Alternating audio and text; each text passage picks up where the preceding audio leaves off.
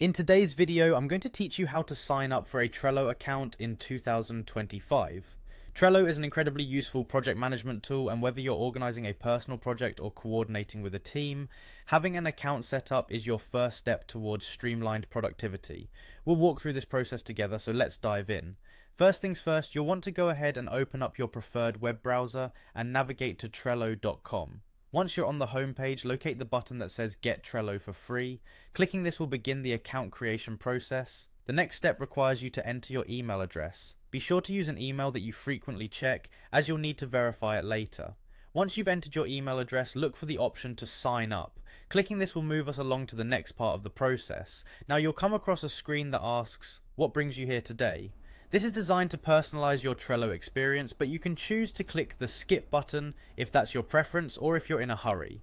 Your next task is to name your board. Think of a name that closely relates to the project you'll be working on. Once you've settled on a name, find the next button and click on it.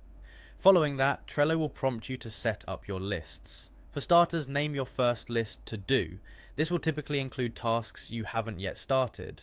Your second list could be named Doing, which allows you to track tasks that are currently in progress. And lastly, create a third list called Done, marking tasks that you've completed. Once these lists are named, click Next to proceed. It's time now to name your cards, which are essentially individual tasks or items under each list. After naming your cards, click Next once again to move forward. Now Trello gives you the opportunity to invite others by entering their email addresses. However, if you're not ready to invite collaborators just yet, you can simply click Skip.